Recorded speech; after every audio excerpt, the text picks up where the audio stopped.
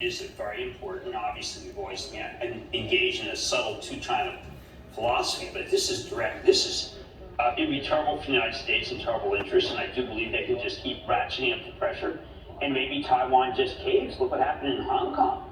So it's really necessary that we come up with a response, and not just because we have a tremendous, actually, national interest in semiconductors and fabs, but because this is a country that wants to remain independent.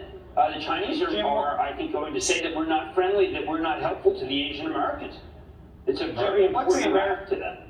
What's the American business leader or even American investor supposed to do or not in this circumstance? I mean, if you're a BlackRock or a Dan Loeb that owns a big stake in Disney, do you say I don't want to own Disney because they're in China?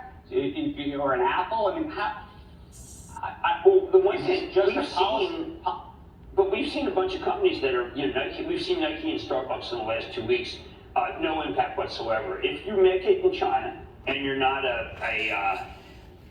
let's say a carpetbagger, then the Chinese have been backing you. So no, I would not say that you would need to sell if you're Disney. Not at all. But I do think, by the way, these guys have been one of the main reasons why, I don't know if you know, but crypto is not doing anything. And I think everyone's just on tenterhooks. That and Tether. People want to know about what Tether invests in, what Tether is kind of this, the oil that makes crypto work. And I think that the Chinese very much do not want the United States oligarchs to control a currency that is a rival to the Chinese. That was such a belligerent speech by Xi. When is, the United States has to respond.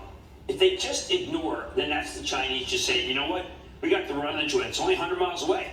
And it's choppy seas, but it's only 100 miles away, Andrew. Jim, we'll see you in just a couple minutes, and I'd love, maybe tomorrow we can do just a whole segment on Tether, because what you're talking about is so important, and I'm not sure it's Rosengren about it. Remember, Taiwan is just a Krispy Kreme throwaway. All right, I mean, and I want to hear your views on Krispy Kreme. I'll be watching that at 9 o'clock. But when we come back, what to watch for in the first trading day of the second half of 2021. We're back after this.